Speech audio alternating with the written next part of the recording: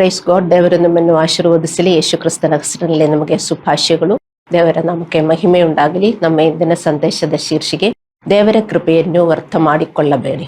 2 ಕೊರಿಂಥದವರಿಗೆ 6:1 ನಮಗೆ ಎಚ್ಚರಿಕೆ ನೀಡಲಾಗಿದೆ. ನೀವು ಹೊಂದಿದ ದೇವರ ಕೃಪೆಯನ್ನು ವ್ಯರ್ಥ ಮಾಡಿಕೊಳ್ಳಬೇಡಿರಿ ಎಂದು ಎಚ್ಚರಿಸುತ್ತೇವೆ. ದೇವರ ಕೃಪೆ ಎಂದರೆ ಏನು ಮತ್ತು ಅದನ್ನು ವ್ಯರ್ಥವಾಗಿ ಸ್ವೀಕರಿಸುವುದು ಎಂದರೆ ಏನು? ಕೃಪೆ ಎಂಬುದು ನಮಗೆಲ್ಲರಿಗೂ ಪರಿಚಿತವಾಗಿರುವ ಪದ. ಬಹುತೇಕ ಎಲ್ಲ ವಿಶ್ವಾಸಿಗಳಿಗೆ ಕೃಪೆಯ ವ್ಯಾಖ್ಯಾನವು ದೇವರಿಂದ ಅರ್ಹವಲ್ಲದ ಅನುಗ್ರಹ ಎಂದು ತಿಳಿದಿದೆ. ನಾವು ಸತ್ತಾಗ ನರಕದಿಂದ ಪಾರಾಯುತ್ತೇವೆ ಎಂಬುದು ಸಾಮಾನ್ಯ ತಿಳುವಳಿಕೆ. ಎಫೆಸದವರಿಗೆ 2:8 ಪೌಲನು ಹೇಳುತ್ತಾ ಇದ್ದಾನೆ, ನಾವು ನಂಬಿಕೆಯ ಮೂಲಕ ಕೃಪೆಯಿಂದಲೇ ರಕ್ಷಣೆ ಹೊಂದಿದವರಾಗಿದ್ದೀರಿ. ಅನೇಕ ವಿಶ್ವಾಸಿಗಳು ದೇವರ ಕೃಪೆಯನ್ನು ದೇವರ ಕ್ಷಮೆ ಮತ್ತು ದಯೆ ಎಂದು ಭಾವಿಸಿ ತಪ್ಪಾಗಿ ಅರ್ಥೈಸಿಕೊಳ್ಳುತ್ತಾರೆ. ಬೈಬಲ್ ನಮಗೆ ಸಾಮಾನ್ಯ ಕೃಪೆ ಮತ್ತು ವಿಶೇಷ ಕೃಪೆಯ ನಡುವೆ ವ್ಯತ್ಯಾಸವನ್ನು ತೋರಿಸುತ್ತದೆ. ಮತ್ತಾಯ 5:45 ಯೇಸುದೇವರು ಹೇಳುತ್ತಾ ಇದ್ದಾರೆ, ಆತನು ಕೆಟ್ಟವರ ಮೇಲೆಯೂ ಒಳ್ಳೆಯವರ ಮೇಲೆಯೂ ತನ್ನ ಸೂರ್ಯನನ್ನು ಮೂಡುವಂತೆ ಮಾಡುತ್ತಾನೆ, ನೀತಿವಂತರ ಮೇಲೆಯೂ ಅನೀತಿವಂತರ ಮೇಲೆಯೂ ಮಳೆ ಸುರಿಸುತ್ತಾನೆ. ದೇವರ ಸಾಮಾನ್ಯ ಕೃಪೆ ಪ್ರತಿಯೊಬ್ಬರಿಗೂ ಇದೆ. ದೇವರು ತನ್ನ ವಿಶೇಷ ಕೃಪೆಯನ್ನು ಯೇಸು ಕ್ರಿಸ್ತನ ಮೂಲಕ ಕಳುಹಿಸಿದನು. ನಾವು ಅರ್ಹವಲ್ಲದನ್ನು ನಮಗೆ ಅನುಗ್ರಹಿಸುವುದು ದೇವರ ಕೃಪೆಯಾಗಿದೆ. ನಾವು ದೇವರ ವಿಶೇಷ ಕೃಪೆಯನ್ನು ಸಂಪೂರ್ಣವಾಗಿ ಅರ್ಥ ಮಾಡಿಕೊಳ್ಳಬೇಕು. ಇಲ್ಲದಿದ್ದರೆ ನಾವು ನಂಬಿಕೆಯಲ್ಲಿ ಬೆಳೆಯುವುದಿಲ್ಲ. ನಂಬಿಕೆಯಿಂದ ನಾವು ದುರ್ಬಲರಾಗುತ್ತೇವೆ. ದೇವರ ವಿಶೇಷ ಕೃಪೆ ಎಂದರೆ ನಮ್ಮಲ್ಲಿ ಕೊರತೆ ಇರುವುದನ್ನು ತುಂಬುವ ದೇವರ ಶಕ್ತಿ. ನಮ್ಮಲ್ಲಿ ಕೊರತೆ ಇರುವುದನ್ನು ತುಂಬುವ ದೇವರ ಶಕ್ತಿ. ನಮ್ಮಲ್ಲಿ ಏನು ಕೊರತೆ ಇದೆ? ಆಂತರಿಕ ಶಕ್ತಿ ಮತ್ತು ನೈತಿಕ ಗುಣಗಳ ಕೊರತೆ. ದೇವರ ಮೇಲಿನ ಪ್ರೀತಿ ನಮಗೆ ಇಲ್ಲ, ಮನುಷ್ಯರ ಮೇಲಿನ ಪ್ರೀತಿ ನಮಗೆ ಇಲ್ಲ, ಮತ್ತೆ ದೇವರ ಮೇಲೆ ಸರಿಯಾದ ಅವಲಂಬನೆ ನಮಗೆ ಇಲ್ಲ. ಪ್ರೀತಿ, ಸಂತೋಷ, ಶಾಂತಿ, ತಾಳ್ಮೆ, ನಿಷ್ಠೆ ಮುಂತಾದ ನೈತಿಕ ಗುಣಗಳ ಕೊರತೆ ನಮಗೆ ಇದೆ ಮತ್ತು ಭೌತಿಕ ಆಶೀರ್ವಾದದ ಕೊರತೆ. ದೇವರು ಯೇಸುವಿನ ಮೂಲಕ ನಮ್ಮ ಪಾಪಗಳನ್ನು ಖಂಡಿಸಿ ಕ್ಷಮಿಸಿ ನಮ್ಮನ್ನು ನೀತಿವಂತ ಜೀವನಕ್ಕೆ ಕರೆದೊಯ್ಯುತ್ತಾನೆ. ಇದರ ಪರಿಣಾಮವಾಗಿ ನಾವು ಈ ಲೋಕದಲ್ಲಿ ಆಶೀರ್ವದಿಸಲ್ಪಡುತ್ತೇವೆ ಮತ್ತು ಸ್ವರ್ಗವನ್ನು ಆನುವಂಶಿಕವಾಗಿ ಪಡೆಯುತ್ತೇವೆ. ಇದೇ ದೇವರ ವಿಶೇಷವಾದ ಕೃಪೆ. ದೇವರ ಕೃಪೆ ಎಲ್ಲರಿಗೂ ಈ ಲೋಕದಲ್ಲಿ ಇದೆ. ಕೆಟ್ಟವರ ಮೇಲೂ ಒಳ್ಳೆಯವರ ಮೇಲೂ ದೇವರ ಕೃಪೆ ಇದೆ. ಆದರೆ ಯೇಸು ಕ್ರಿಸ್ತನ್ ಬಂದಿರುವುದು ನಮಗೆ ಸ್ಪೆಷಲ್ ಕೃಪೆ ಕೊಡುವುದಕ್ಕೆ, ವಿಶೇಷ ಕೃಪೆ ಕೊಡುವುದಕ್ಕೆ. ಅದಕ್ಕೆ ನಮ್ಮಲ್ಲಿ ಏನು ಕೊರತೆ ಇದೆ ಅದನ್ನು ದೇವರು ತುಂಬಿಸುತ್ತಾರೆ. ಅದು ನಾವು ತುಂಬುತ್ತಾ ಹೋಗಿದರೆ ಮಾತ್ರ ಈ ಕೃಪೆಯಿಂದ ನಮಗೆ ಅನುಗ್ರಹ ಸಿಗುವುದು. ಹಲ್ಲೆಲೂಯಾ. ನಮ್ಮ ಎಲ್ಲ ಅಗತ್ಯಗಳನ್ನು ಪೂರೈಸಲು ದೇವರ ವಿಶೇಷ ಕೃಪೆ ಸಾಕು. ಅಪೊಸ್ತಲ ಪೌಲನು ಇದನ್ನು 2 ಕೊರಿಂಥದವರಿಗೆ 12:9-10 ಚೆನ್ನಾಗಿ ವಿವರಿಸುತ್ತಾನೆ. ಅವನ ಶರೀರದಲ್ಲಿ ಒಂದು ಮುಳ್ಳು ಸಿಕ್ಕಿತ್ತು ಮತ್ತು ಅದು ಅವನನ್ನು ಹಿಂಸಿಸಿತ್ತು ಮತ್ತು ತೊಂದರೆಗೊಳಿಸಿತ್ತು. ಅದನ್ನು ತೆಗೆದು ಹಾಕಬೇಕೆಂದು 3 ಬಾರಿ ದೇವರನ್ನು ಪ್ರಾರ್ಥಿಸಿದನು. ದೇವರು ಅದು ತೆಗೆದು ಹಾಕಲಿಲ್ಲ. ಆದರೆ ದೇವರು ಅವನಿಗೆ, ನನ್ನ ಕೃಪೆಯೇ ನಿನಗೆ ಸಾಕು, ಏಕೆಂದರೆ ನನ್ನ ಶಕ್ತಿ ನಿನ್ನ ದುರ್ಬಲಗಳಲ್ಲಿ ಪರಿಪೂರ್ಣವಾಗುತ್ತದೆ ಎಂದು ಹೇಳಿದನು. ಮತ್ತು 2 ಕೊರಿಂಥದವರಿಗೆ 12:10 ಪೌಲನು ಹೇಳುತ್ತಾ ಇದ್ದಾನೆ, ಕ್ರಿಸ್ತನ ನಿಮಿತ್ತ ನನಗೆ ದುರ್ಬಲಾವಸ್ಥೆಯು, ತಿರಸ್ಕಾರವು, ಕೊರತೆಯು, ಹಿಂಸೆಯು, ಇಕ್ಕಟ್ಟು ಸಂಭವಿಸಿದಾಗ ನಾನು ಸಂತುಷ್ಟನಾಗಿದ್ದೇನೆ. ಏಕೆಂದರೆ ನಾನು ಯಾವಾಗ ದುರ್ಬಲನಾಗಿದ್ದೇನೋ ಆವಾಗಲೇ ಬಲವುಳ್ಳವನಾಗಿದ್ದೇನೆ. ನೀವು ಈಗ ದುರ್ಬಲರಾಗಿದ್ದೀರಾ? ನಿಮಗೆ ಸಂತೋಷ, ಸಮಾಧಾನ, ಧೈರ್ಯ, ಶಕ್ತಿ ಇದೆಯಾ? ಇಲ್ಲದಿದ್ದರೆ ನೀವು ದುರ್ಬಲರಾಗಿದ್ದೀರಿ ಅಂತ ಅರ್ಥ. ನಿಮ್ಮನ್ನು ದುರ್ಬಲಗೊಳಿಸಿರುವುದು ಏನು ಎಂದು ನೀವು ಕಂಡುಹಿಡಿಯಬೇಕು.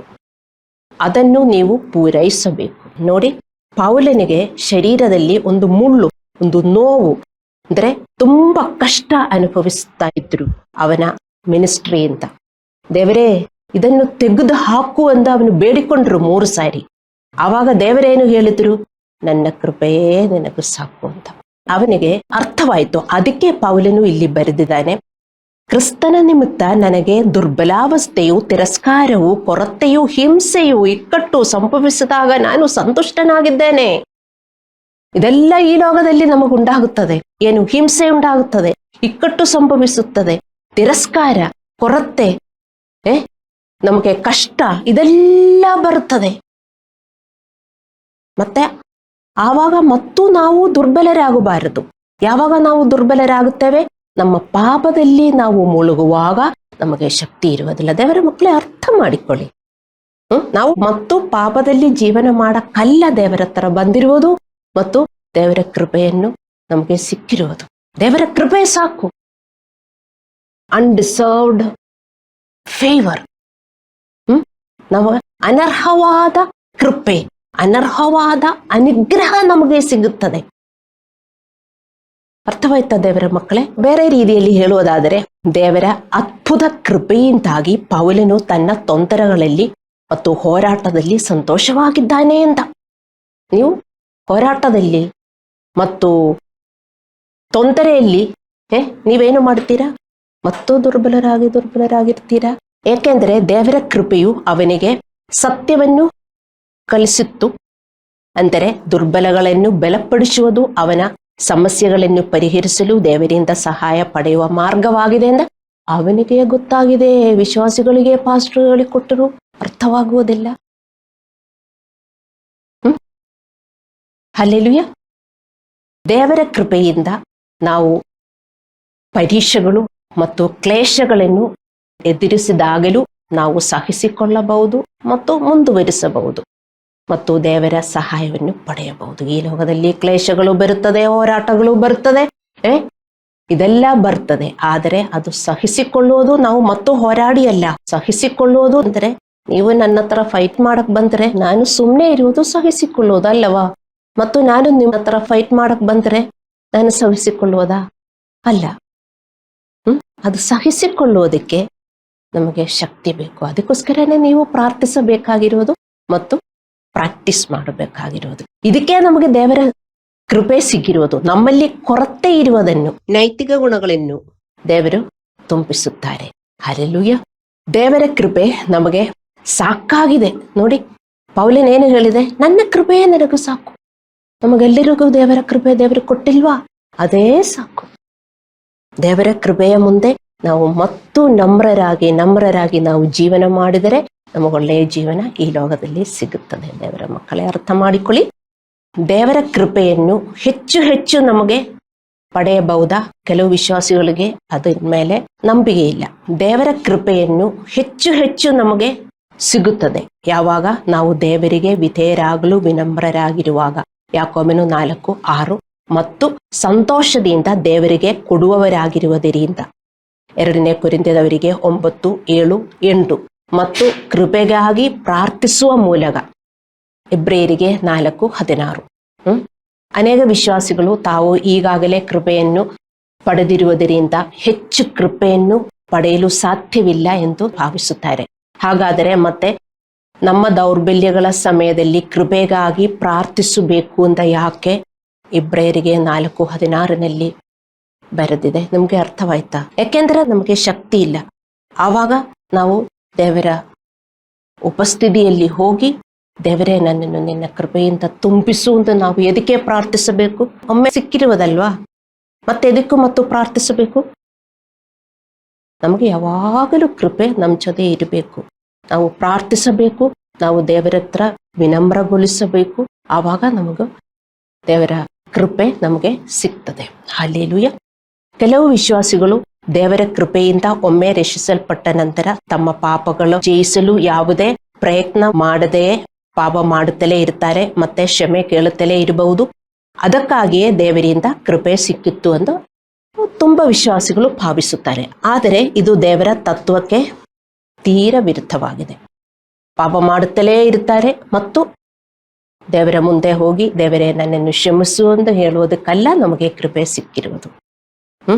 ನಮಗೆ ಕೃಪೆ ಸಿಕ್ಕಿರೋದು ನಾವು ಆ ಪಾಪಗಳಿಂದ ಹೊರಗೆ ಬರುವುದಕ್ಕೆ. ಆ ಪಾಪಗಳು ನಮ್ಮನ್ನು ದುರ್ಬಲಗೊಳಿಸುತ್ತದೆ ಅಲ್ಲವೇ? ನೋಡಿ, ನಾವು ಸಂತೋಷದಲ್ಲಿ, ಸಮಾಧಾನದಲ್ಲಿ, ಪ್ರೀತಿಯಲ್ಲಿ ಇದ್ದರೆ ನಮಗೆ ಶಕ್ತಿ ಇಲ್ವಾ? ಮತ್ತೆ ಕ್ಷಮಿಸದಿರುವಿಕೆ ನಮ್ಮ ಒಳಗಡೆ ಇಟ್ಕೊಂಡಿದರೆ, ಕಿರಿಕಿರಿ ನಮ್ಮ ಒಳಗಡೆ ಇಟ್ಕೊಂಡಿದ್ರೆ, ಅಸೂಯೆ ಏನೇ ಪಾಪವಾಗಿಲಿ ನಮ್ಮ ಒಳಗಡೆ ಇಟ್ಕೊಂಡಿದ್ರೆ ನಮಗೆ ಶಕ್ತಿನೇ ಇರುವುದಿಲ್ಲ. ಆವಾಗ ಎಲ್ಲ ನೀವು ಅರ್ಥ ಮಾಡ್ಕೋಬೇಕು, ದೇವರ ಉಪಸ್ಥಿತಿ ನಮ್ಮ ಜೊತೆ ಇರುವುದಿಲ್ಲ. ಹಲ್ಲೆಲೂಯಾ. ಸೊ ಕೃಪೆಯ ಬಗ್ಗೆ ನಾವು ಇನ್ನೂ ಚೆನ್ನಾಗಿ ತಿಳಿದುಕೊಳ್ಳಬೇಕು.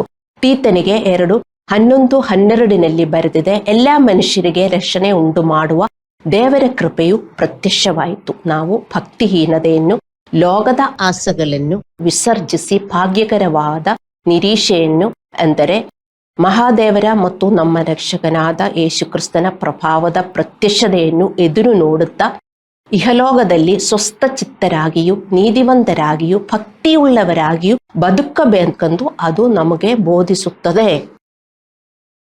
Grace is teaching you, grace is training you, grace is disciplining you. ಹೇಗೆ? ಎಲ್ಲಿದೆ ಗ್ರೇಸು?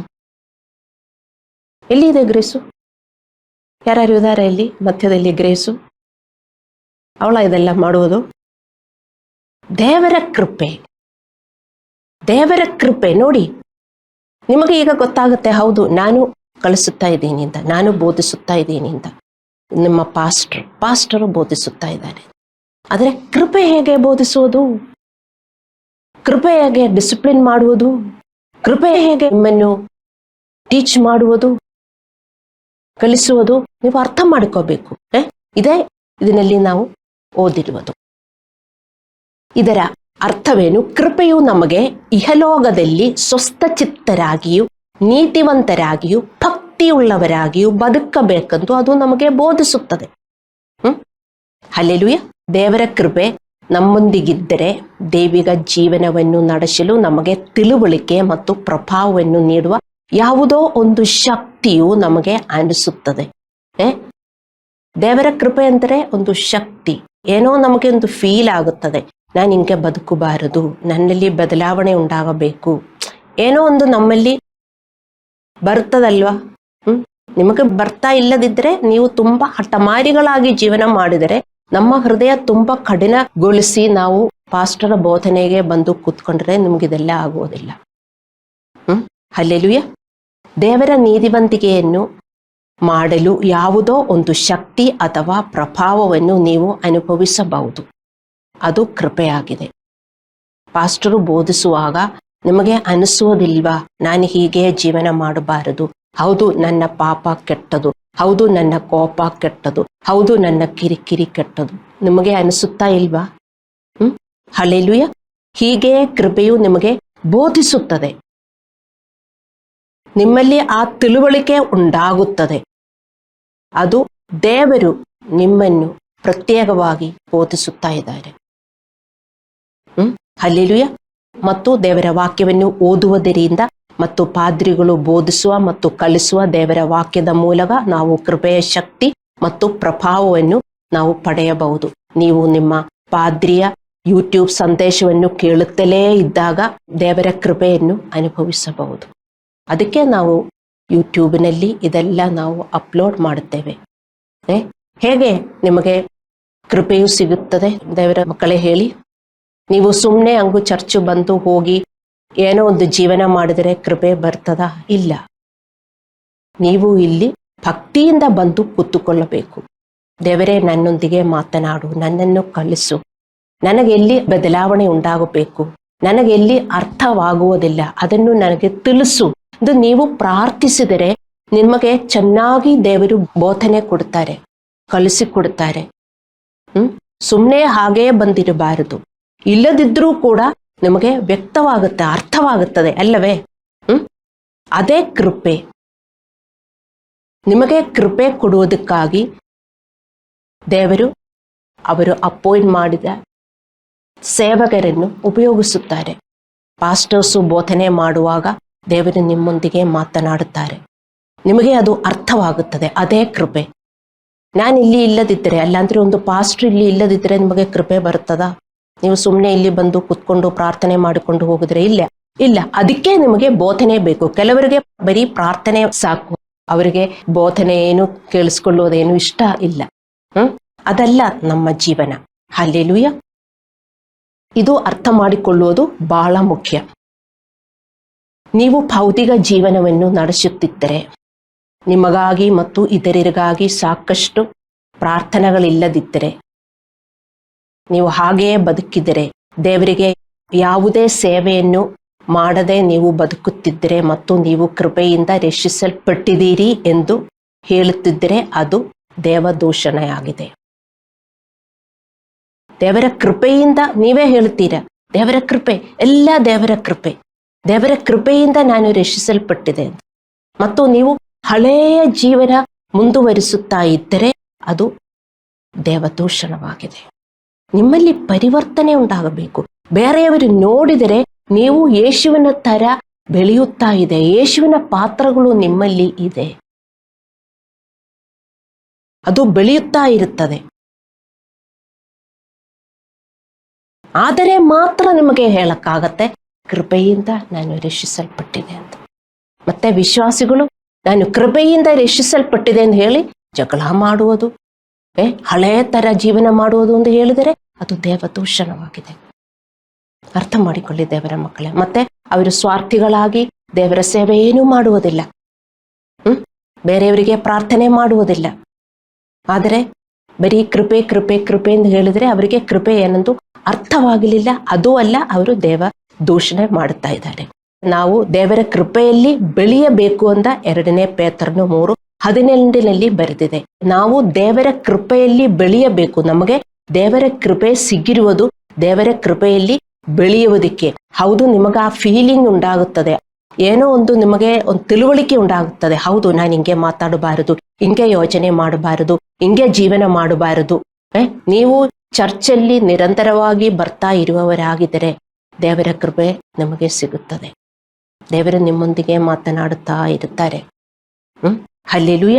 ಮತ್ತೆ ಆ ಕೃಪೆಯಲ್ಲಿ ನೀವು ಬೆಳೆಯದಿದ್ದರೆ ನಿಮ್ಗೇನಾಗುತ್ತದೆ? ಹಲ್ಲೆಲೂಯ. ಇಲ್ಲದಿದ್ದರೆ ನಾವು ದೇವರ ಕೃಪೆಯನ್ನು ನಿರ್ಲಕ್ಷಿಸುತ್ತೇವೆ ಅಲ್ಲವೇ? ದೇವರೊಂದು ಹೇಳುತ್ತಾರೆ, ಇಲ್ಲ ನನಗಿಷ್ಟ ಬಂದಾಗ ನಾನು ಬದುಕುತ್ತೀನಿ ಎಂದೆ ಹೇಳಿ, ಮತ್ತು ಏನೋ ಒಂದು ತಿಳುವಳಿಕೆ ಬಂದಾಗ ದೇವರೇ ನನ್ನನ್ನು ಕ್ಷಮಿಸಿ. ಆವಾಗ ತಿಳುವಳಿಕೆ ಬರುವುದಿಲ್ಲ. ಫೈಟ್ ಮಾಡುವಾಗ ಎಲ್ಲ ತಿಳುವಳಿಕೆ ಬರುವುದಿಲ್ಲ, ಜೋರಾಗಿ ಫೈಟ್ ಮಾಡ್ತೀರಿ ಮತ್ತು ಅದೇ ಮನಸ್ಸಲ್ಲಿ ಇಟ್ಕೊಂಡಿರ್ತೀರಿ, ಆವಾಗ ಎಲ್ಲ ತಿಳುವಳಿಕೆ ಬರುವುದಿಲ್ಲ. ಆಮೇಲೆ ಒಂದು ವಾರ ಹೋದ್ಮೇಲೆ ಅಯ್ಯೋ ಅದು ತಪ್ಪಾಯಿತು ಅಂತ ಹೇಳಿ ದೇವರೇ ಕ್ಷಮಿಸಿ ಎಂದು ಹೇಳಿದರೆ ನೀವು ದೇವರ ಕೃಪೆಯನ್ನು ನಿರ್ಲಕ್ಷಿಸುತ್ತಾ ಇರುವುದಲ್ಲ. ಅರ್ಥ ಮಾಡಿಕೊಳ್ಳಿ, ನಾನು ಯಾರಿಗೆ ಇದೆಲ್ಲ ಬೋಧಿಸಬೇಕು? ವಿಶ್ವಾಸಿಗಳಿಗೆ ಅಲ್ವಾ?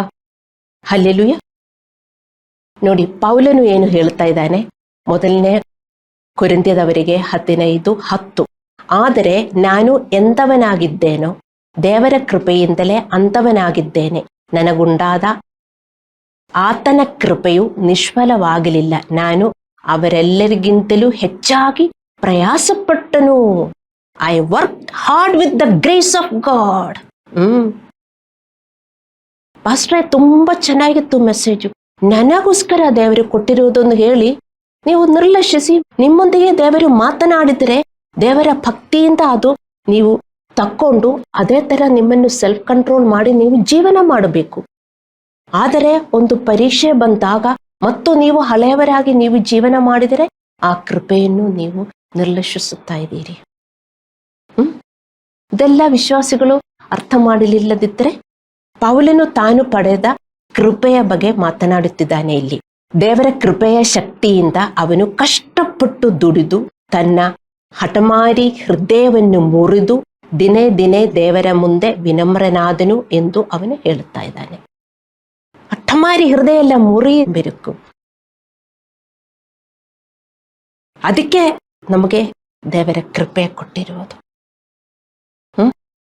ಇಲ್ಲದಿದ್ದರೆ ನಾವಿನ್ನು ದೇವರ ಕೃಪೆಯನ್ನು ನಿರ್ಲಕ್ಷಿಸಿ ಎಲ್ಲದಕ್ಕೂ ದೇವರ ಕೃಪೆ ದೇವರ ಕೃಪೆ ದೇವರ ಕೃಪೆ ಎಂದು ಹೇಳಿದರೆ ಅದಕ್ಕೆ ವಿಶ್ವಾಸಿಗಳಲ್ಲದಿದ್ದವರು ನಮ್ಮನ್ನು ಟೀಸು ಮಾಡ್ತಾರೆ. ಅವರಿಗೂ ದೇವರ ಕೃಪೆ ಇದೆ, ಅದು ಕಾಮನ್ ಕೃಪೆ, ವಿಶೇಷ ಕೃಪೆ ಅಲ್ಲ.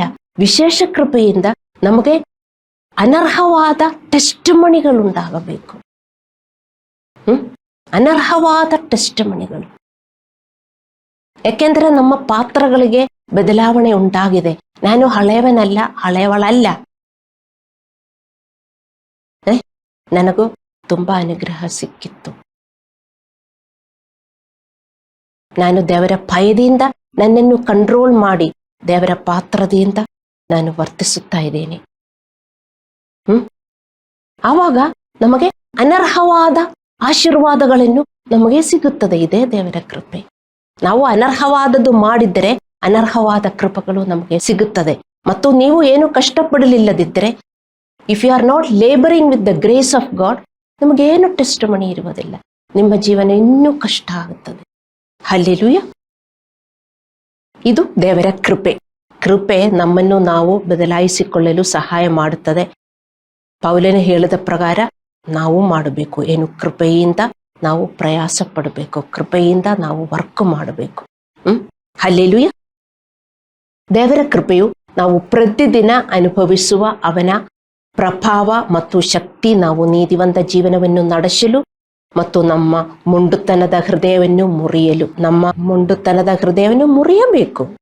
ಇಲ್ಲದಿದ್ದರೆ ನನಗೂ ಕೃಪೆ ಕೃಪೆ ದೇವರು ದೇವರು ಎಂದು ಹೇಳಿದರೆ ಏನು ಪ್ರಯೋಜನ? ಫಿಲಿಪ್ಪಿಯದವರಿಗೆ 2:13 ಬರೆದಿದೆ, ದೇವರು ತನ್ನ ಸುಚಿತ್ತವನ್ನು ನಮ್ಮಲ್ಲಿ ನೆರವೇರಿಸಬೇಕೆಂದು ನಮ್ಮಲ್ಲಿ ಕೆಲಸ ಮಾಡುತ್ತಿದ್ದಾನೆ. ದೇವರು ನಮ್ಮಲ್ಲಿ ಕೆಲಸ ಮಾಡ್ತಾ ಇದ್ದಾನೆ. ನೀವದು ಅರ್ಥ ಮಾಡಿಕೋಬೇಕು. ಏನು ದೇವರು ನಮ್ಮಲ್ಲಿ ಕೆಲಸ ಮಾಡ್ತಾ ಇರೋದು? ನಮ್ಮನ್ನು ವಿನಮ್ರಗೊಳಿಸುವುದಕ್ಕೆ, ನಮ್ಮನ್ನು ಅವನ ತರ ಮಾಡುವುದಕ್ಕೆ. ಒಂದೊಂದು ಟೆಸ್ಟ್ ನಮ್ಮ ಮುಂದೆ ಬಂದಾಗಲೂ ದೇವರು ವರ್ಕ್ ಮಾಡುತ್ತಾ ಇದ್ದಾರೆ. ಆ ಟೆಸ್ಟಿನಿಂದ ನಾವು ದೇವರ ತರ ಆಗಬೇಕು, ಅಲ್ಲವೇ? ದೇವರು ನೋಡ್ತಾ ಇದ್ದಾರೆ, ದೇವರು ವರ್ಕ್ ಮಾಡುತ್ತಾ ಇದ್ದಾರೆ. ಮತ್ತೆ ಅದು ಫೇಲ್ ಆಗಿದರೆ ನಾವು ದೇವರ ಕೃಪೆ ನಿರ್ಲಕ್ಷಿಸುತ್ತಾ ಇದ್ದೇವೆ ಅಂತ ಅರ್ಥ. ಹಲ್ಲೆಲೂಯ. ದೇವರ ಕೃಪೆಯು ನಾವು ಸದಾಚಾರ ಮಾಡುವಂತೆ ಮಾಡುವ ದೇವರ ಶಕ್ತಿ ಮತ್ತು ಪ್ರಭಾವ. ನಾವು ಸದಾಚಾರ ಮಾಡಬೇಕು. ಈಗ ನೀವು ದೇವರ ಹತ್ರ ಬಂದು ಸದಾಚಾರ ಮಾಡಬೇಕು ಅಂತ ಅಟ್ಲೀಸ್ಟ್ ನೀವು ಮಾಡಲಿಲ್ಲದಿದ್ದರೂ ಮಾಡಬೇಕು ಅಂತ ನಿಮಗೆ ತಿಳುವಳಿಕೆ ಬಂದಿಲ್ವಾ? ಅದೇ ದೇವರ ಕೃಪೆ. ಈ ಲೋಕದಲ್ಲಿ ನಾವೇನು ಪಾಪ ಮಾಡಿದ್ರು ನಮಗೆ ಪಾಪ ಪಾಪ ಅಂತ ಈ ಲೋಕ ಜನರಿಗೆ ಗೊತ್ತಿಲ್ಲ. ನಾವು ಹಾಗೇ ಜೀವನ ಮಾಡಿ ಬಂದಿರುವವರು. ಈಗ ನಮಗೆ ಕೃಪೆ ಸಿಕ್ತು ಅಂದರೆ ನಮಗೆ ಅರ್ಥವಾಗುತ್ತದೆ ನಮ್ಮ ಪಾಪಗಳ ಬಗ್ಗೆ, ಮತ್ತು ಆ ಪಾಪಗಳಿಂದ ನಾವು ಹೊರಗೆ ಬರಬೇಕು, ನೀತಿವಂತರಾಗಿ ಜೀವನ ಮಾಡಬೇಕು.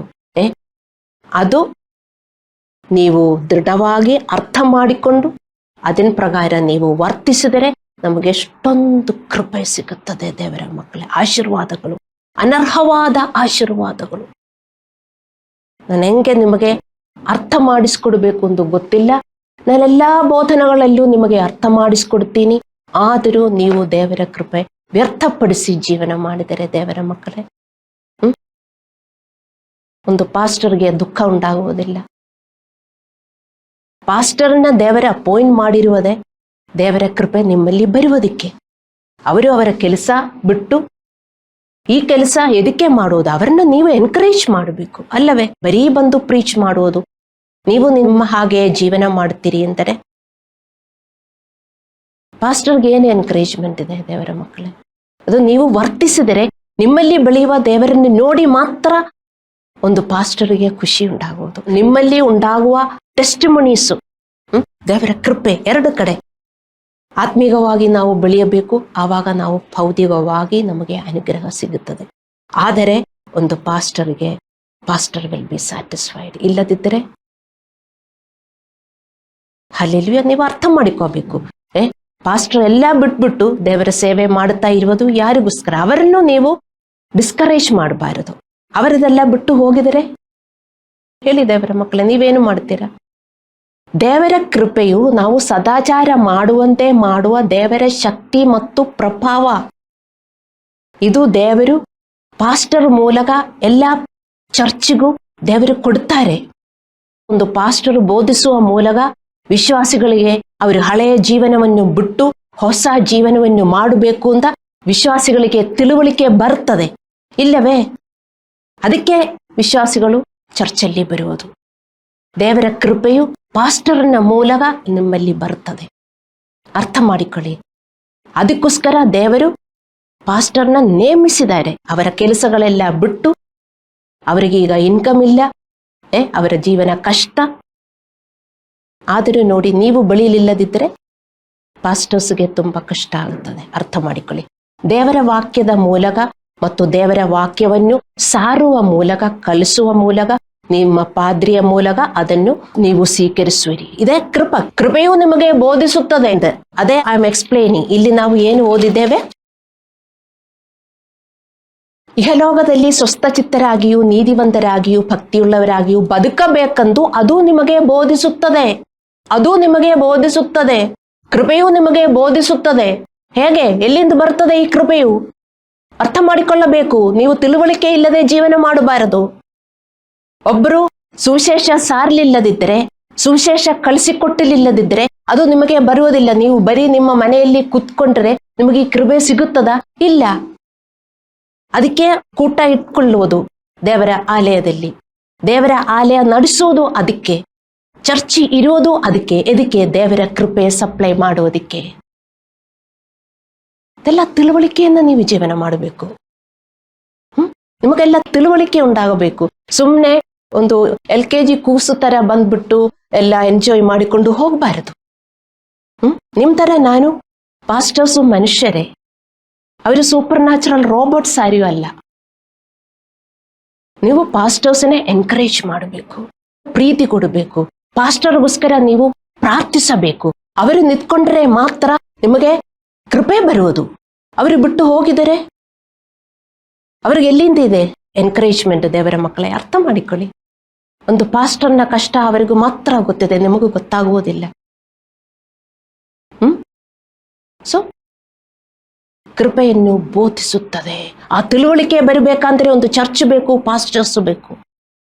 ಪಾಸ್ಟರ್ಸ್ ಬೋಧಿಸುತ್ತಾ ಇರಬೇಕು, ನಿಮ್ಮನ್ನು ಶುದ್ಧೀಕರಿಸುವುದಕ್ಕೆ, ನಿಮ್ಮ ಪಾಪಗಳನ್ನು ಅರ್ಥ ಮಾಡುವುದಕ್ಕೆ, ಅದರಿಂದ ನೀವು ಹೊರಗೆ ಬರುವುದಕ್ಕೆ.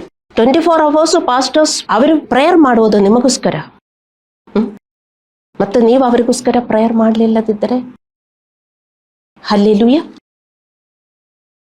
ಸೊ ನಿಮ್ಮ ಪಾದ್ರಿ ಮತ್ತು ಇದರ ಸಹೋದರ ಸಹೋದರಿಯರಿಂದ ದೇವರ ಸದಾಚಾರವನ್ನು ಮಾಡಲು ನಾವು ಪಡೆಯುತ್ತಿರುವ ಒತ್ತಡವು ಕೃಪೆಯಾಗಿದೆ.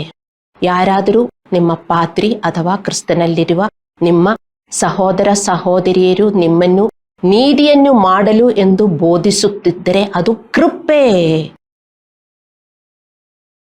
ಯಾರಾದರೂ ದೇವರಿಗೋಸ್ಕರ ವರ್ಕ್ ಮಾಡುವ ಯಾರಾದರೂ, ಪಾದ್ರಿಯಾಗಲಿ ಅಲ್ಲಾಂದ್ರೆ ಸಹೋದರ ಸಹೋದರಿಯಾಗಲಿ, ನಿಮ್ಮ ಪಾಪಗಳನ್ನು ತೋರಿಸಿ, ಯಾರೂ ಅದು ಮಾಡುವುದಿಲ್ಲ. ನಮ್ಮ ಚರ್ಚಲ್ಲಿ ಮಾಡುವುದು, ಅದು ನಮ್ಮ ಚರ್ಚಲ್ಲಿ ತುಂಬಾ ಕೃಪೆ ಇರುವುದರಿಂದ. ನಿಮ್ಮ ಪಾಪಗಳನ್ನು ತೋರಿಸಿ ಅದರಿಂದ ಹೊರಗೆ ಬರಬೇಕು ಅಂತ ಹೇಳಿದರೆ ಅವರು ಇದಕ್ಕೆ ಹೇಳಬೇಕು. ಅದು ನೀವು ಏನು ಆರ್ಗ್ಯೂ ಮಾಡುವುದಕ್ಕಲ್ಲ, ಆದರೆ ನೀವು ಕೃಪೆಯನ್ನು ತಿರಸ್ಕರಿಸುತ್ತೀರಿ. ಪಾದ್ರಿ ಆದರೂ ನಿಮ್ಮನ್ನು ಖಂಡಿಸಿದರೆ, ರಿಬ್ಯೂಕ್ ಮಾಡಿದರೆ ನೀವು ಒಫೆಂಡೆಡ್ ಆಗಬಾರದು. ಪಾದ್ರಿ ಇದಕ್ಕೆ ನಿಮ್ಮನ್ನು ಖಂಡಿಸುವುದು ಹೇಳಿ? ಅದು ದೇವರ ಕೃಪೆ. ಇದೆಲ್ಲ ನೀವು ಅರ್ಥ ಮಾಡಿಕೊಳ್ಳಬೇಕು. ಹಲ್ಲೆಲೂಯ. ಸೊ ತೀತನಿಗೆ 2:11-12 ಹೇಳುತ್ತದೆ, ದೇವರ ಕೃಪೆಯು ಇಹಲೋಕದಲ್ಲಿ ನೀತಿವಂತರಾಗಿ ಬದುಕಬೇಕೆಂದು ಅದು ಬೋಧಿಸುತ್ತದೆ. ನಿಮಗೀಗ ಅರ್ಥವಾಯ್ತಾ? ಇಟ್ ಟ್ರೈನ್ಸ್, ಇಂಗ್ಲಿಷಲ್ಲಿ ಹೇಳುತ್ತದೆ ಗ್ರೇಸ್ ಟ್ರೈನ್ಸ್. ಟ್ರೈನ್ ಮಾಡಬೇಕಂದ್ರೆ ನಿಮಗೆ ಕಂಟಿನ್ಯೂಸ್ ಆಗಿ ಮಾಡ್ತಾ ಇರಬೇಕು ಅಲ್ಲವೇ? ಕಂಟಿನ್ಯೂಸ್ ಆಗಿ ಆ ಬೋಧನೆ, ಶಿಕ್ಷಣೆ ಮತ್ತೆ ಯಾರಾದರೂ ನಿಮ್ಮ ಹಿಂದೆ ಮಾಡುತ್ತಾ ಇರಬೇಕು. ಇದೆಲ್ಲ ನಿಮಗೆ ಸಿಗ್ತಾ ಇಲ್ವಾ? ಈ ಚರ್ಚಲ್ಲಿ ಯಾರಿಗಾದರೂ ಹೇಳಕ್ಕಾಗತ್ತಾ ಇದು ಸಿಗ್ತಾ ಇಲ್ಲ ಅಂತ? ಅದು ದೇವರ ಕೃಪೆ. ನೀವು ಮಾಡಲಿಲ್ಲದಿದ್ರೆ ನೀವು ದೇವರನ್ನು ತಿರಸ್ಕರಿಸುತ್ತಾ ಇದ್ದೀರಿ ಅಂತ ಅರ್ಥ ಮಾಡಿಕೊಳ್ಳಿ. ನಾವೆಲ್ಲ ನಿಮಗೋಸ್ಕರ ಇದಕ್ಕೆ ಮಾಡಬೇಕು ಹೇಳಿ? ನಾವು ನೀವು ಏನು ಸಂಬಂಧ? ನಾವೆಲ್ಲರೂ ಈ ಲೋಕದ ಕುಟುಂಬದವರ? You are related to me, I am related to you? No, but in Christ we are one body and one family. ಆ ಲವ್ ನೀವು ಅರ್ಥ ಮಾಡಿಕೊಳ್ಳಬೇಕು, ನೀವು ಸ್ವೀಕರಿಸಬೇಕು, ನೀವು ಅರ್ಥ ಮಾಡಿಕೊಳ್ಳಬೇಕು. ಯಾಕೆ ಒಂದು ಪಾಸ್ಟರ್ ಎಲ್ಲ ಹೇಳಬೇಕು? ಅಲ್ಲ ಅಂದ್ರೆ ಒಂದು ಸಹೋದರ ಸಹೋದರಿ ನನಗೆ ಯಾಕೆ ಅವರಿಂಗೆ ಹೇಳಬೇಕು? ಅರ್ಥ ಮಾಡಿಕೊಂಡು ತಿಳುವಳಿಕೆಯಿಂದ ನೀವು ವರ್ತಿಸಬೇಕು. ಇಲ್ಲದಿದ್ದರೆ ಅವರನ್ನೆಲ್ಲ ನೀವು ಫೈಟ್ ಮಾಡುವುದು ದೇವರ ಕೃಪೆ ಮೇಲೆ. ನಿಮಗೂ ಬರುವ ದೇವರ ಕೃಪೆಯನ್ನು ನೀವು ತಿರಸ್ಕರಿಸಿ ಹೋಗ್ತಾ ಇದ್ದೀರಿ. ಹಲ್ಲೆಲೂಯ. ದೇವರ ಕೃಪೆ ನಮಗೆ ಸ್ವಾರ್ಥಿಗಳಾಗಿರಬಾರದು, ದೇವರ ಸೇವೆ ಮಾಡಬೇಕೆಂದು ಕಳಿಸುತ್ತದೆ. ನಿಮ್ಮಲ್ಲಿ ಕೆಲವರು ಹೇಳುತ್ತಿರಬಹುದು, ನನಗೆ ಅಂತಹ ಏನು ಅನಿಸುತ್ತಿಲ್ಲ ಎಂದು. ಹೌದಾ? ನಿಮಗೇನು ಅನಿಸುತ್ತಾ ಇಲ್ವಾ? ನೀತಿ ಮಾಡಬೇಕು, ಹಳೆ ತರ ನಾನಿರಬಾರದು, ದೇವರ ಸೇವೆ ಮಾಡಬೇಕು, ನಾನಿಲ್ಲಿ ಬೋಧಿಸುತ್ತಾ ಇರ್ತೀನಿ. ನಿಮಗೇನು ಅನಿಸುವುದಿಲ್ಲ? ನಿಮಗೆ ಹಾಗೆ ಅನಿಸಿದರೆ ನೀವು ನಿಮ್ಮ ಹೃದಯವನ್ನು ಕಠಿಣಗೊಳಿಸುತ್ತಾ ಇದ್ದೀರಿ. ನೀವು ನಿರಂತರವಾಗಿ ಚರ್ಚ್ಗೆ ಬರುವವರಾಗಿದ್ದರೆ ನೀವು ದೇವರ ಕೃಪೆಯನ್ನು ಪಡೆಯುತ್ತೀರಿ. ಆದರೆ ನೀವು ನಿಮ್ಮ ಹೃದಯ ಕಠಿಣಗೊಳಿಸುತ್ತಿದ್ದರೆ ನೀವು ಈ ಕೃಪೆಯನ್ನು ವಿರೋಧಿಸುತ್ತೀರಿ. ನೀವು ಕಠಿಣಗೊಳಿಸಿದರೆ ಪಾಸ್ಟರ್ ಏನೋ ಬೋಧಿಸುತ್ತಾರೆ, ಅವರಿಗೂ ಬೇರೆ ಕೆಲಸ ಇಲ್ವಲ್ಲ. ಹುಡುಗರು ಕಾಲೇಜು ಸ್ಕೂಲಲ್ಲಿ ಹೋಗಿ ಅಯ್ಯೋ ಮನೆಯಿಂದ ಸ್ವಲ್ಪ ಶಾಂತಿ ಸಿಕ್ತು, ಅಪ್ಪ 10 ಗಂಟೆಯಿಂದ 4 ಗಂಟೆ ತನಕ ಸ್ಕೂಲಲ್ಲೇ ಇಲ್ಲ ಅಂದ್ರೆ ಕಾಲೇಜಲ್ಲಿ ಹುಡುಗರ ಜೊತೆ ಇದ್ರೆ ಶಾಂತಿ ಸಿಕ್ತು, ಮನೆ ಮತ್ತು ಹೋದರೆ ಹೋರಾಟ. ಅದೇ ಥರನೇ ವಿಶ್ವಾಸಿಗಳು ಬರುವುದು. ಹುಡುಗರು ಎದಕ್ಕೆ ಸ್ಕೂಲಲ್ಲಾದರೆ ಕಾಲೇಜಲ್ಲಿ ಹೋಗೋದು? ಅವರಿಗೆ ಎಜುಕೇಶನ್ ಉಂಟಾಗಬೇಕು ಅಲ್ಲವೇ? ಅದೇ ತರ ನೀವಿಲ್ಲಿ ಬರುವುದು ಅದಕ್ಕೋಸ್ಕರ. ಕೃಪೆ ನಿಮಗೆ ಸಿಗ್ತಾ ಇದೆ, ನೀವು ವಿರೋಧಿಸಬಾರದು. ಹಲ್ಲೆಲೂಯಾ. ಮತ್ತು ಎಫೆಸ್ಯದವರಿಗೆ 4:7 ಹೇಳುತ್ತದೆ, ಕ್ರಿಸ್ತನು ನಮ್ಮಲ್ಲಿ ಒಬ್ಬೊಬ್ಬನಿಗೆ ಅನುಗ್ರಹಿಸಿದ ಪ್ರಕಾರವೇ ಅವನವನಿಗೆ ಕೃಪಾವರವು ದೊರಕಿದೆ. ಎಲ್ಲರಿಗೂ ಕೃಪಾವರ ದೇವರು ಕೊಟ್ಟಿದ್ದಾರೆ. ಗಿಫ್ಟ್ ಆಫ್ ಗ್ರೇಸ್ ಎಲ್ಲರಿಗೂ ಕೊಟ್ಟಿದೆ. ಏದಕ್ಕೆ? ದೇವರ ಮಕ್ಕಳೇ ಹೇಳಿ, ಕೃಪಾ ನಿಮಗೆ ಸಿಕ್ಕಿರುವ ಅನ್ಡಿಸರ್ವ್ಡ್ ಫೇವರ್, ಮೆರಿಟ್, ಅದು ನಿಮ್ಮ ಜೇಬಲ್ಲಿ ಇಟ್ಕೊಂಡಿದ್ದರೆ ಮತ್ತು ನಿಮ್ಮ ಕೆಲಸ ಮಾಡ್ತಾ ಇದ್ದರೆ ಅದು ಸಿಕ್ಕಿರುವುದು ದೇವರ ಕೆಲಸ ಮಾಡುವುದಕ್ಕೆ. ದೇವರ ಕೆಲಸ ಅಂತಾರೆ ದೇವರ ಅನುಗ್ರಹ. ಇನ್ನೊಬ್ಬರಿಗೆ ನಿಮ್ಮ ಗಿಫ್ಟಿನಿಂದ ಇನ್ನೊಬ್ಬರಿಗೆ ಅನುಗ್ರಹ ಸಿಕ್ಕಬೇಕು. ಆ ತಿಳುವಳಿಕೆ ನಿಮಗೆ ಉಂಟಾಗಬೇಕು. ಸೆಲ್ಫಿಶ್ ಆಗಿ ಹೇಳಿದ್ರೆ ನೀವೆಲ್ಲ ಎಕ್ಸ್ಕ್ಯೂಸ್, ನನಗೆ ಟೈಮೇ ಇಲ್ಲ, ನನಗೆ ಅದಿಲ್ಲ, ಆಫೀಸಲ್ಲಿ 24 ಗಂಟೆ ಒಬ್ಬನಿಗಿದೆ, 41 ಗಂಟೆ ನನಗೆ ಕೆಲಸ ಮಾಡಬೇಕು ಅಂತ ಹೇಳ್ತಾರೆ. ನನ್ನ ಆಫೀಸ್ ಸಿಸ್ಟಮ್ ಹಂಗೆ. ಆದರೆ ಇದೆಲ್ಲ ಬಿಟ್ಟು ನೀವು ಆಫೀಸ್ ಕೆಲಸ ಮಾಡಿಕೊಳ್ಳಿ, ಎದಕ್ಕೆ ಇಲ್ಲಿ ಬರಬೇಕು ಅಲ್ಲವೇ? ಒಂದು ಪಾಸ್ಟರು ಯಾರಿಗೂ ಗಿಫ್ಟ್ ಕೊಡಲಿಲ್ಲ. ಕೊಟ್ಟಿದೆಯಪ್ಪ, ನಾನೇನಾದರೂ ಕೊಟ್ಟರೆ ಆಯ್ತು, ನಾನೇ ಕರೆದು ನೀವು ಪ್ರೊಫೆಸಿ ತಕ್ಕೊಳ್ಳಿ, ನೀವು ಡ್ರೀಮ್ ನೋಡುವುದು ತಕ್ಕೊಳ್ಳಿ, ನೀವು ಇವಾಂಜಲಿಸನ್ ತಕ್ಕೊಳ್ಳಿ ಅಂತ ಹೇಳಿದರೆ ನನ್ನನ್ನು ಅಪ್ಪ ಏನು ಮಾಡ್ತಾ ಇದ್ರು ನೀವೆಲ್ಲ. ದೇವರೇ ಕೊಟ್ಟಿದ್ರು ನನ್ನ ಮೇಲೆ ಕೋಪ ಮಾಡ್ತಾರೆ ಎಲ್ಲರೂ. ಪಾಸ್ಟರ್ ನನಗೆ ಟೈಮ್ ಇಲ್ಲ, ನನಗೆ ತುಂಬಾ ನಿದ್ದೆ, ಯಾರ ಹತ್ರ ಹೇಳ್ತೀರಿ? ನೀವು ಬ್ಯಾಲೆನ್ಸ್ ಮಾಡಬೇಕು ನಿಮ್ಮ ಜೀವನ. ನಿಮಗೆ ಸಿಕ್ಕಿರುವ ಆ ಕೃಪೆಯು, ಆ ವರ ನೋಡಿ. ನನಗೂ ದೇವರು ಪ್ರೀಚ್ ಮಾಡುವುದಕ್ಕೂ ಒಂದು ಸಭೆ ನಡೆಸುವುದಕ್ಕೂ ದೇವರು ನನಗೆ ಗಿಫ್ಟ್ ಕೊಟ್ಟಿದ್ದಾರೆ.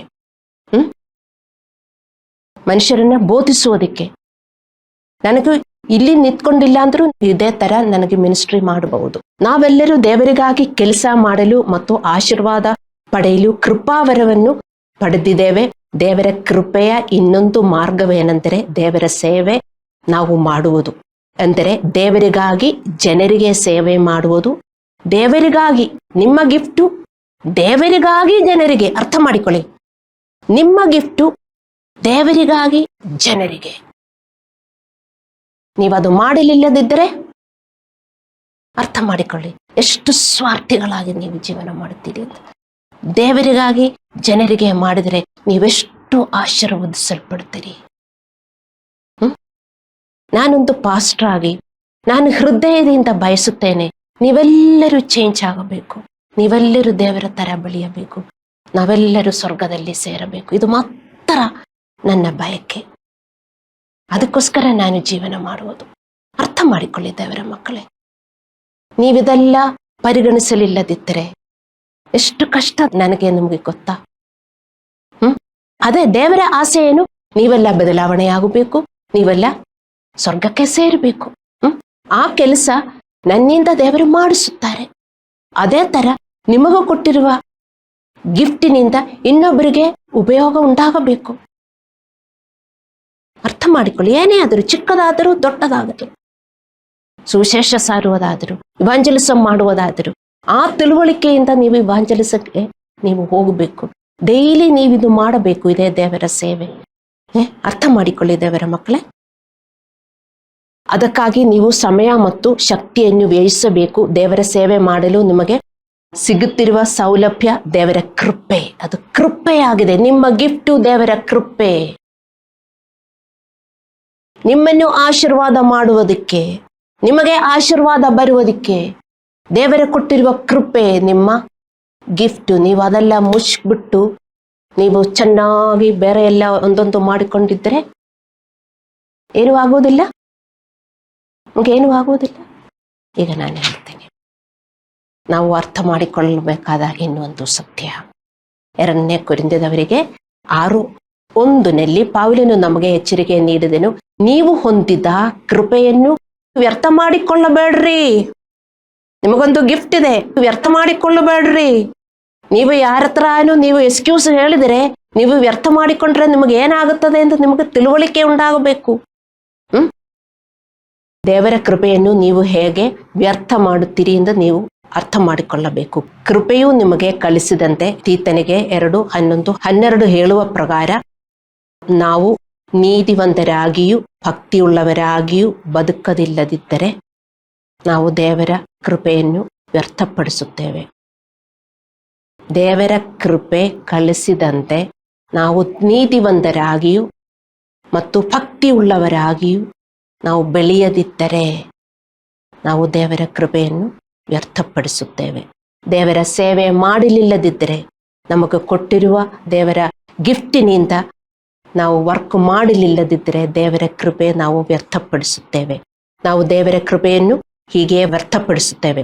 ನಾವು ಪಡೆಯುತ್ತಿರುವ ಕೃಪೆಯಿಂದ ಕಷ್ಟಪಟ್ಟು ಕೆಲಸ ಮಾಡುವುದನ್ನು ನಿರ್ಲಕ್ಷಿಸುತ್ತಿದ್ದರೆ, ಕಷ್ಟಪಟ್ಟು, ಪೌಲನೇನು ಹೇಳಿದೆನು, ನಾನು ಕಷ್ಟಪಟ್ಟು ಅಂದರೆ you cannot be in your comfort zone ಅಂತ ಅರ್ಥ.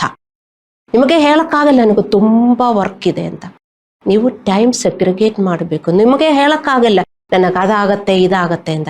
ನಾನು ಅದರಿಂದ ಹೆಂಗೆ ಹೊರಗೆ ಬಂದು ನಾನು ದೇವರ ಸೇವೆ ಹೇಗೆ ಮಾಡಬೇಕು ಅದು ನೀವು ಅನಲೈಸ್ ಮಾಡಿಬಿಟ್ಟು ನೀವು ಮಾಡಬೇಕು. ಕಷ್ಟಪಟ್ಟು ದೇವರ ಕೆಲಸ ಮಾಡುವುದನ್ನು ನಿರ್ಲಕ್ಷಿಸುತ್ತಿದ್ದರೆ, ನೀವು ಸೋಮಾರಿಯಾಗಿದ್ದರೆ ನೀವು ದೇವರ ಕೃಪೆಯನ್ನು ವ್ಯರ್ಥ ಮಾಡುತ್ತೀರಿ. ಇದು ನಿರ್ಲಕ್ಷಿಸಬಹುದಾದ ಒಂದು ಸಣ್ಣ ವಿಷಯವಲ್ಲ. ಸೊ ಕೃಪೆ ನಮಗೆ ಕಲಿಸುವಂತೆ ಅದು ಹೇಳುವ ಪ್ರಕಾರ ನಾವು ನಿರಂತರವಾಗಿ ಕಷ್ಟಪಟ್ಟು ಅದು ನಾವು ಮಾಡಲಿಲ್ಲದಿದ್ದರೆ ದೇವರ ಕೃಪೆ ನಾವು ನಿರ್ಲಕ್ಷಿಸ್ತಾ ಇದ್ದೇವೆ. ಯಾರಿಗೂ ಟೈಮ್ ಇಲ್ಲ. ಟೈಮ್ ಇದೆ ಅಂತ ನಾನು ಮಾಡಿದೆಯಾ? ಒಂದು ದಿನ ಆದರೂ ನಾನು ಟೈಮ್ ಇದೆ ಅಂತ ದೇವರ ಕೆಲಸಕ್ಕೆ ಹೋಗಲಿಲ್ಲ. ದೇವರ ಮಕ್ಕಳೇ, ನಾನು ದೇವರ ಕೆಲಸ ಶುರುವಾದಾಗ ನನ್ನ ಮಗು ಜಸ್ಟ್ ಹುಟ್ಟಿತ್ತು. ನಾನು ಕೆಲಸ ಮಾಡ್ತಾ ಇದ್ದೆ. ನನ್ನ ಯಜಮಾನರ ರಕ್ಷಣೆಯಲ್ಲಿ ಬರಲಿಲ್ಲ. ಪ್ರಾಸಿಕ್ಯೂಷನ್ ನನ್ನ ಮನೆಯಲ್ಲಿ ಇತ್ತು. ಆದರೂ ನಾನು ದೇವರ ಕೆಲಸ ಮಾಡಿದೆ. ಅದೇ ಹೇಳಿರೋದು, ಕಷ್ಟಪಟ್ಟು. ಇದೇ ಪೌಲನು ಹೇಳ್ತಾ ಇದ್ದಾನೆ, ಕಷ್ಟಪಟ್ಟು ದೇವರಿಗೋಸ್ಕರ ಕೆಲಸ ಮಾಡಿದೆ ಅಂತ. ಕಷ್ಟಪಡಲಿಲ್ಲದಿದ್ದರೆ ಯಾರಿಗೂ ಮಾಡೋಕ್ಕಾಗಲ್ಲ. In your comfort zone nobody can do ministry. ನನಗೆ ಟೈಮ್ ಇಲ್ಲ ಪಾಸ್ಟರ್, ಇಲ್ಲಾಂದ್ರೆ ನಾನು ಮಾಡುವ ತುಂಬಾ ಇಷ್ಟ. ಇವಾಂಜಲಿಸ ಹೋಗಕ್ಕೆಲ್ಲ ನನಗೆ ತುಂಬಾ ಇಷ್ಟ, ಟೈಮ್ ಇಲ್ಲ ಪಾಸ್ಟರ್. ನನ್ನ ಹತ್ರ ಏನ ನೀವು ಹೇಳುವುದು?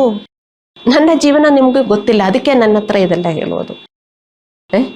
ಹಲ್ಲೆಲೂಯಾ. ಸೊ ಕಷ್ಟಪಟ್ಟು ಏನೇ ಇದ್ರು, ಅದಕ್ಕೆ ನಾನು ನಿಮ್ಗೆ ಹಿಂಗೆಲ್ಲ simplified way I am telling all of yous. But still ನೀವು ನನ್ನ ಸಲಹೆ ತಕ್ಕೊಂಡಿಲ್ಲ ಅಂದ್ರೆ ನನಗೆ ದುಃಖ ಬರ್ತದೆ. 2 ಪೇತ್ರನು 2:20-20 ಅಂತ ನೀವು ಓದಿದರೆ ಇದರಲ್ಲಿ ಹೇಳುತ್ತದೆ, ಕೃಪೆಯನ್ನು ಪಡೆದ ನಂತರವೂ ನಾವು ನಮ್ಮ ಹಳೆಯ ಪಾಪದಲ್ಲಿ ಜೀವಿಸಿದರೆ ನಮ್ಮ ಅಂತ್ಯಸ್ಥಿತಿಯು ಮೊದಲಿಗಿಂತಲೂ ಕೆಟ್ಟದಾಗುತ್ತದೆ. ಈಗ ನಮಗೆ ಗೊತ್ತಾಗೋದಿಲ್ಲ, ಈಗ ಗೊತ್ತಾಗೋದಿಲ್ಲ, ಯಾರಿಗೂ ಗೊತ್ತಾಗೋದಿಲ್ಲ. ನಮ್ಮ ಅವಿಧೇಯತೆಯ ನಕಾರಾತ್ಮಕ ಫಲಿತಾಂಶಗಳು ತಕ್ಷಣ ಕಾಣಿಸುವುದಿಲ್ಲ. ಅದಕ್ಕೆ ನೀವೆಲ್ಲ ತುಂಬಾ ಹಠಮಾರಿಗಳಾಗಿ ಹಿಂಗೆ ಜೀವನ ಮಾಡುವುದು. ಹೀಗೆ ಅದು ಕಾಣಿಸುವುದಿಲ್ಲ. ಹಲ್ಲೆಲೂಯಾ. ಅದು ದೀರ್ಘಾವಧಿಯಲ್ಲಿ ಇದೆ. ನೀವು ದೇವರ ಬಗ್ಗೆ ಗಂಭೀರವಾಗಿ ಯೋಚಿಸಬೇಕು. ನಾನಿವತ್ತೇನೇನು ಹೇಳಿದೆಯೋ ನೀವು ಅದೆಲ್ಲ ಯೋಚಿಸಬೇಕು. ಅದರ ಪ್ರಕಾರ ನೀವು ಜೀವನ ಮಾಡಬೇಕು. ದೇವರ ಕೃಪೆಯನ್ನು ವ್ಯರ್ಥಪಡಿಸಬೇಡ ಎಂದು ಬೈಬಲಲ್ಲಿ ನಮಗೆ ಸಲಹೆ ನೀಡಿದೆ. ನಾವು ಕಣ್ಣುಗಳನ್ನು ಮುಚ್ಚಿ ಪ್ರಾರ್ಥನೆ ಮಾಡೋಣ.